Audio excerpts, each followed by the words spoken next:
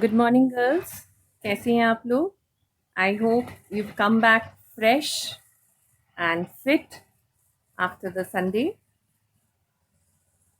आशा करती हूँ कि आप लोग जिस तरह से पढ़ाई कर रही हैं उसी तरह से अपना ख्याल भी रख रही हैं। सेहत और स्वास्थ्य बहुत इम्पॉर्टेंट है, ना केवल आज के लिए लेकिन हमेशा के लिए। जैसे मैं कहती रहती हूँ कि आप थोड़ा सा एक्सरसाइज करें, खान पान पे ध्यान रखें और अपने जीवन की हर एक पल में ईश्वर का शुक्रिया अदा करें कि हमें स्वस्थ रखा है उन्होंने। सारी चीज़ों को देके हमें इतना अबंडेंस से और इतनी सारी सुविधाओं से उन्होंने हमें ब्लेस किया है। इसका शुक्रिया अदा हर पल करें। आइए हम लोग शुरू करते हैं हमारा next topic, demographic characteristics of developing economies, अर्थात अर्धविकसित अर्थव्यवस्थाओं की जनांकीय विशेषताओं पर हम लोग आएंगे। If we see the world today, we find that the world has been divided into four parts or four groups, you can say. विश्व को अर्थशास्त्रियों ने, जनंकिकीविदों ने तथा विश्लेषण के लिए विशेषज्ञों ने चार हिस्सों में बांट डाला है।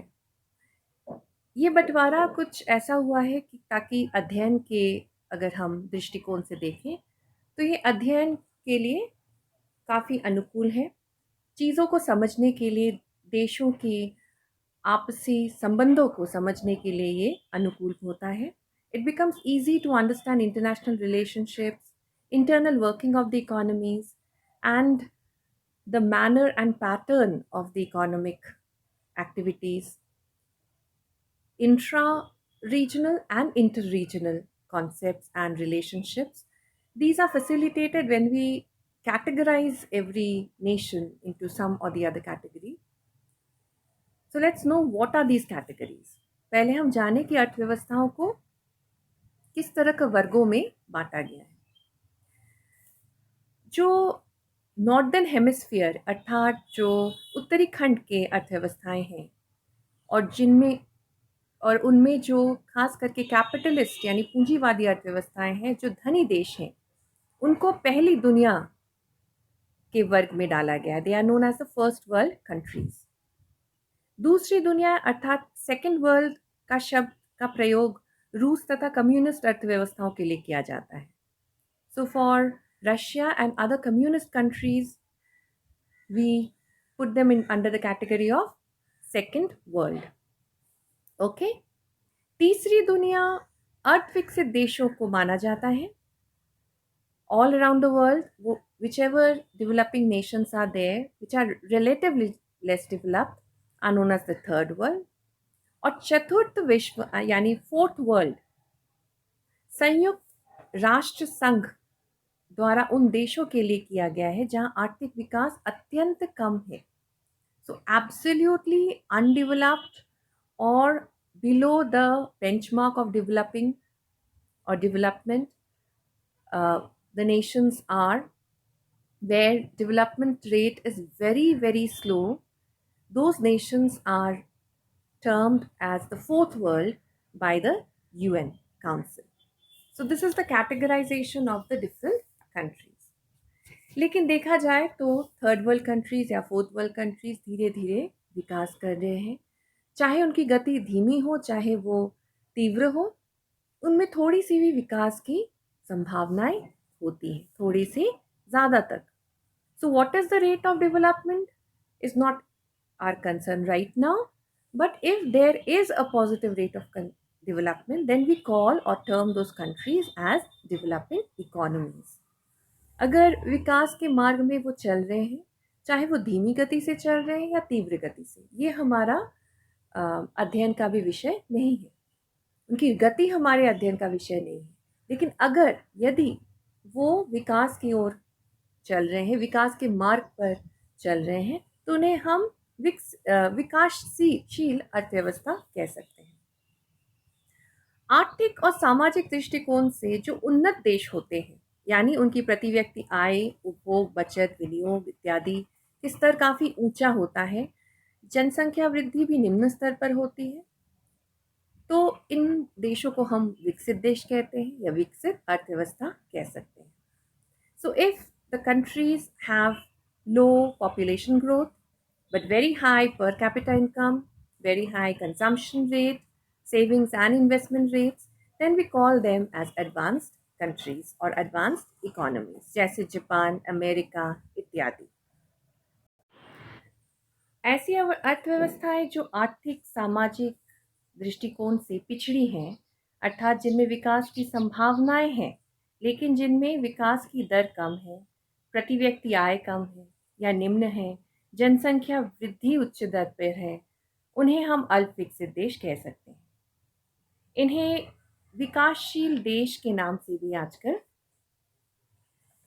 संबोधन किया जाता है. सो an underdeveloped economy or an undeveloped economy is referred to as that economy in which comparatively the rate of growth or development is lower or slow. Per capita income is relatively low. All the economic activities like consumption, savings, investment, production have a slow rate of activity growth in comparison to the developed economies. So basically, we can say that it all has an atmosphere or an environment where a lot of unutilized resources are there, whether that is human resource or natural resource, and they are developing, they have a rate of growth, but which is unmatched with that of the developing countries. अल्प विकसित देशों में या अर्ध विकसित देशों में हम कह सकते हैं कि जो भी साधन होते हैं वो साधन विकास के लिए पूर्ण तरह से या पूरी तरह से प्रयोग में नहीं लाया जाता है. अर्थात कुछ साधन ऐसे रह जाते हैं, चाहे वो प्राकृतिक साधन हो या मानव संसाधन हो, जिनका विदोहन या उपयोग पूर्ण रूप से नहीं किया जाता है, अर्थात उनका कुशलतम प्रयोग नहीं होता है. Start with the quantitative features first. मात्रात्मक विशेषताओं में पहला होता है एक्सेस पॉपुलेशन, जनसंख्या की आधिक्य. अर्धविकसित देशों में जनसंख्या अधिक रहती है और इन देशों में जनसंख्या में वृद्धि विकसित देशों की तुलना में अधिक तीव्र गति से होती है. ऐसी अर्थव्यवस्थाओं में रूढ़िवादी, अंधविश्वास, अशिक्षा इत्यादि के कारण परिवार में बच्चे दायित्व नहीं बल्कि संपत्ति माना जाता है. ऐसे देशों में समाज में कई धारणाएं प्रचलित होते हैं, जैसे पुत्र ही वंश को आगे बढ़ाता है, पढ़ने लिखने से बेहतर है कि लोग हल जोते जिससे कि अनाज आएगा, बच्चों को प्रभु यानी ईश्वर या देन माना जाता है, इसीलिए बच्चा जब भी आए उसे स्वीकार करना है. इस तरह की जो धारणाएं होती हैं समाज में प्रचलित होते हैं. एक पुत्र के पीछे काफ़ी सारी बेटियां पैदा होती हैं. लोग पुत्र को स्वर्ग या लिबरेशन का मार्ग मानते हैं. कई जगह पर क्योंकि ऐसी प्रथाएं प्रचलित है जैसे कि दहेज इत्यादि, डाउरी सिस्टम जिसको हम कहते हैं, ऐसी प्रथाओं के कारण पुत्र की मांग अधिक हो जाती है. पुत्र ना हो तो उस समाज में ऐसे परिवार को कुंठित कर दिया जाता है, बहिष्कार किया जाता है. तो इन सभी कारणों के लिए लोग प्रयास पर प्रयास करते हैं कि उनको अधिक से अधिक पुत्र हो और in the net resultant they have more children. इन सब धारणाओं से बच्चों की संख्या बढ़ने लगती है और इसकी प्रवृत्ति भी काफ़ी ऊंची होती है. ऐसे समाज को सुधारना या बदलना एक दिन या एक साल का काम नहीं होता है और इसीलिए ऐसे देशों में जनसंख्या विस्फोट यानी पॉपुलेशन एक्सप्लोशन होने लगता है.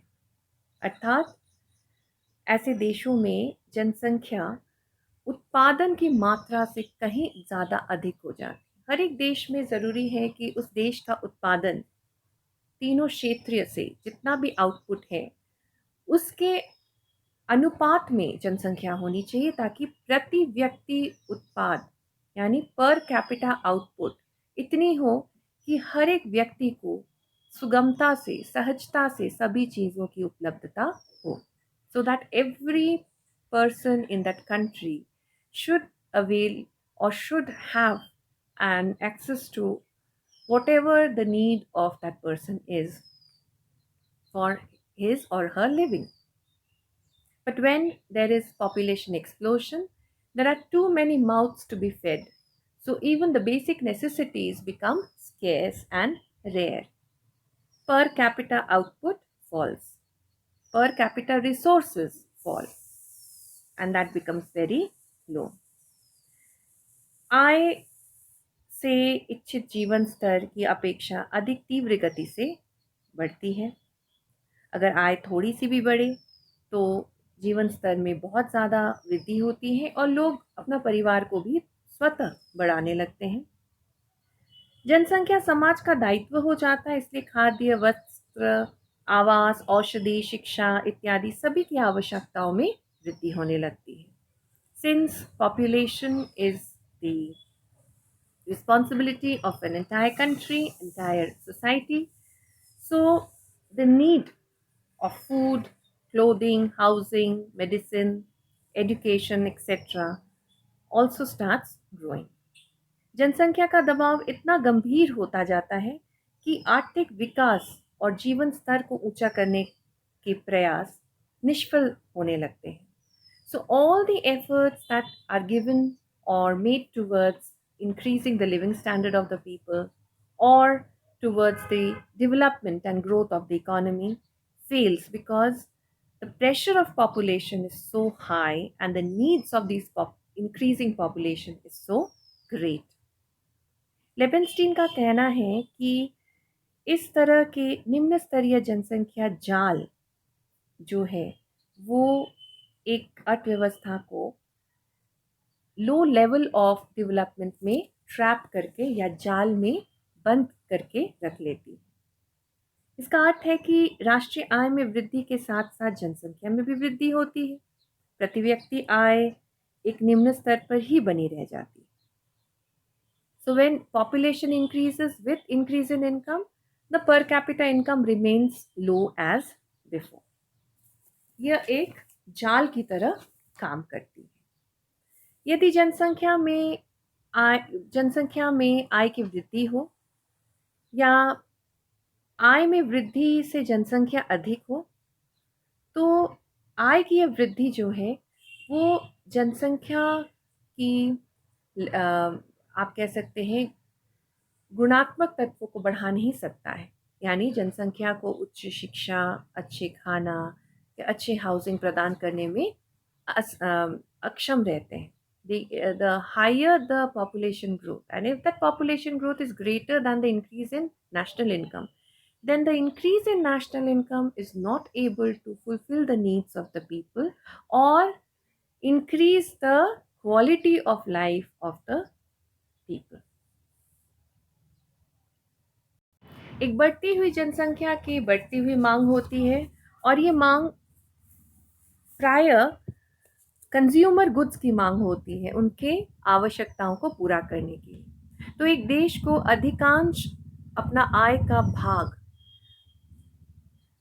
अनिवार्य रूप से ऑन अ कंपल्सरी बेसिस उपभोग की वस्तुओं को खर्च करना पड़ता है और विनियोग वस्तुओं के उद्योग थोड़े से इग्नोर्ड होते हैं, उनकी उपेक्षा की जाती है क्योंकि ये संभव नहीं होता है कि दोनों इंडस्ट्रीज़ को हम इक्वली ग्रो करें.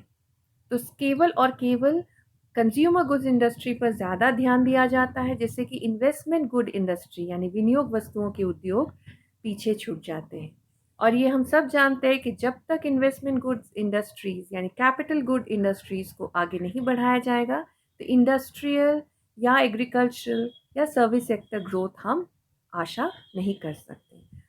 Until and unless the capital goods industries are not encouraged or not, you can say,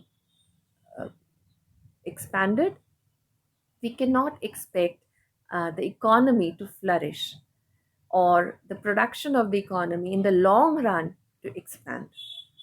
तो स्पष्ट है कि अर्थविकसित देशों में बढ़ती हुई जनसंख्या एक आप ब्लेसिंग नहीं बल्कि एक अभिशाप माना जाता है, क्योंकि ये विकास की प्रक्रिया को धीमी कर देती है. So because it slows down the entire growth process of an economy.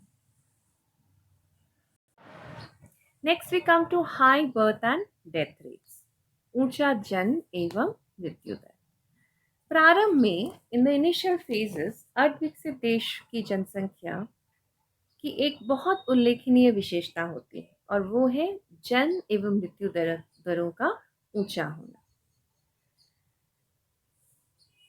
अगर हम शुरुआती दौर में देखेंगे तो हर एक अर्धविकसित या अल्प विकसित देश की जन्म तथा मृत्यु दरें काफी ऊंची होती हैं, अलग अलग कारणों के लिए.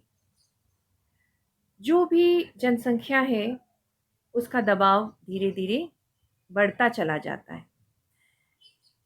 जन्म दर इसलिए ऊंचा होता है क्योंकि कई सामाजिक प्रथाएं प्रचलित होती है, जैसे कि बाल विवाह, अंधविश्वास, संयुक्त परिवार, धार्मिक तथा सामाजिक रूढ़िवादिता, निर्धनता और संतान निरोधक की कमियां. So basically, if we see the high birth rates are attributed towards the social norms, the social reasons like child marriage, social and traditional superstitions and conservativeness, joint family system, poverty, and the lack of contraceptive methods being adopted. रूढ़िवादिता के कारण परिवार नियोजन को अच्छा नहीं माना जाता है. कम आयु में विवाह कर देने पर फर्टिलिटी रेट जो है वो काफ़ी ऊंची होती है और इसीलिए अधिक से अधिक बच्चे भी उत्पन्न होते हैं. धार्मिक गठन और सामाजिक गठन ऐसी होती है इन देशों की कि वो बच्चों को भगवान या ईश्वर की देन मानते हैं. इसीलिए किसी भी तरह की कॉन्ट्रासेप्टिव या बच्चों को न आने के लिए रोकना एक विशेष करके एक गुनाह माना जाता है. संयुक्त परिवार के कारण बच्चों को पालन पोषण करना बहुत आसान हो जाता है, इसीलिए इसे बहुत बड़ा बोझ नहीं माना जाता है, रिस्पॉन्सिबिलिटी नहीं माना जाता है. और नंबर ऑफ किड्स अगर बढ़ते भी हैं, नंबर ऑफ चाइल्ड बर्थ, तो इसे अच्छा माना जाता है क्योंकि बड़ा परिवार ही लोगों को ज़्यादा आकर्षित लगता है. निर्धनता के कारण, because of poverty, most of the families want that their children are greater in number, क्योंकि निर्धनता में रहने वाले लोगों को लगता है कि वो बच्चों से भी काम करवाएंगे तो उनकी पारिवारिक आय में वृद्धि होगी. और दूसरी ओर संतान निरोधक की कमियां भी होती हैं, क्योंकि लोगों को एक तो वो अवेयर नहीं होते हैं, उनको पता नहीं होता है कि किस तरह से वो संतान की संख्या को कम कर सकते हैं, फैमिली प्लानिंग कर सकते हैं. और दूसरी ओर उनकी जो सोच होती है धार्मिक और सामाजिक अंधविश्वासों से भरी रहती है, तो उनको एक उनके दिल में डर बैठा रहता है, उनमें शंकाएं होती हैं कि इस तरह के जो वैज्ञानिक प्रथाएं हैं या वैज्ञानिक जो मेथड्स हैं, प्रोसेस है, इसको अपनाना सही होगा या नहीं. अगर मृत्यु दर को देखते हैं तो वो भी काफ़ी ऊंची रहती है, क्योंकि एक तरफ जहाँ जन्म दर ऊंची है तो हमें लगता है कि मृत्यु दर ऊंची नहीं होनी चाहिए, लेकिन ऐसी कोई वजह होती नहीं है, क्योंकि मृत्यु दर जो है वो कई कारणों पर निर्भर करती है, काफ़ी सारे फैक्टर्स पर डिपेंडेंट है. न्यूट्रिशनल फूड यानी पौष्टिक भोजन का काफ़ी कमी होती है. बड़ा परिवार, कम आय, कम विकास, कम विकसित समाज और कम विकसित अर्थव्यवस्था के कारण पर कैपिटा इनकम यानी प्रति व्यक्ति आय काफ़ी निम्न होती है. तो लोगों को अधिकतम लोगों को पौष्टिक भोजन नहीं मिलता है. लोगों को सफाई और सैनिटेशन जिसको हम कहते हैं, इसका ज्ञान पूरी तरह से नहीं होता है. मेडिकल फैसिलिटीज़ भी सभी को उपलब्ध नहीं होती, और चिकित्सा सुविधाओं के अलावा लोगों के पास शिक्षा की भी कमी होती है कि वो खुद का ध्यान रखें। इसीलिए बहुत ऊंची दर प्राप्त होती है मृत्युओं की। So death rates are very high and specially child mortality rates, क्योंकि माताओं और शिशुओं की जो देखभाल है इसके बारे में जागरूकता ना तो परिवारों को होती है और ना ही इसके लिए चिकित्सा सुविधाएं इतनी लैस है या इतनी व्यापक हैं कि सभी माताओं और बच्चों को उपलब्ध हो। Because medical facilities need a huge investment which is not possible in such countries. This is why there is high death rates also. लेकिन जब ऐसी अर्थव्यवस्थाओं में थोड़ा सा भी विकास होता है, मतलब थोड़ी सी भी डेवलपमेंट या राष्ट्रीय आय बढ़ती है, जनता की आय में वृद्धि होती है और लोग पौष्टिक और नियमित भोजन प्राप्त करने लगते हैं, उनकी चिकित्सा सुविधाएं प्राप्त होती हैं, यानी अर्थव्यवस्था में गवर्नमेंट जो है medical facilities, educational facilities and food की मात्रा यानी food quality and food quantity को बढ़ा सके, तो इन सब से जो है वो मृत्यु दर को घटा सकता है। So all this factors bring down the death level. Death rate coming down does not mean that the birth rate will also come down. Death rate basically यानी मृत्यु दर जो है सामान्यतया ये होती है क्योंकि कुछ ऐसी चीज़ों के कारण जो राष्ट्रीय आय की वृद्धि के साथ साथ इनको सुधारा जा सकता है, लेकिन सामाजिक गठन राष्ट्रीय आय के साथ साथ नहीं सुधरता है। सामाजिक गठन, सामाजिक सोच और अंधविश्वासों को दूर करना बहुत कठिन होती है और इन कारणों को हम 1 या 2 या 5 साल में दूर नहीं कर सकते हैं। ये तभी दूर होती है जब मास स्केल एजुकेशन अवेयरनेस फैलती है और लोगों में परिवर्तन के लिए आग्रह होता है। तो देखा जाता है अधिकतम जगह पर, अधिकतम देशों में कि मृत्यु दर तो घट जाती है विकास के साथ साथ, लेकिन जन्म दर ऊंची ही रहती है क्योंकि लोगों को पौष्टिक आहार मिल रहा है, लोगों की आय बढ़ रही है, तो जन्म दर ऊंची ही रहती है। Birth rate keeps on increasing और इसी के कारण पॉपुलेशन एक्सप्लोजन यानी जनसंख्या विस्फोट का एक माहौल या अवस्था बनती है। तीसरे में आते हैं जनसंख्या का कृषि पर अधिक दबाव, डिपेंडेंस ऑन एग्रीकल्चर। ऐसे देशों में जनसंख्या का एक बहुत बड़ा भाग, लगभग आप कह सकते हैं 70-75 भाग, अपनी आजीविका के लिए कृषि पर आश्रित होते हैं। कृषि पर जनसंख्या के अत्यधिक दबाव भी पड़ता है, इसीलिए अर्थात कार्यकारी जनसंख्या का एक बहुत बड़ा भाग कृषि में ही आप कह सकते हैं एम्प्लॉयड यानी काम करते हैं, कार्यरत होते हैं और राष्ट्रीय आय में कृषि का योगदान या अंश भी बहुत बड़ा होता है। In such economies, you would find that a greater part of the population lives and works in the agricultural sector. Almost 3/4 of the entire population and work population especially is dependent on agricultural and allied activities. And this increases the pressure on land.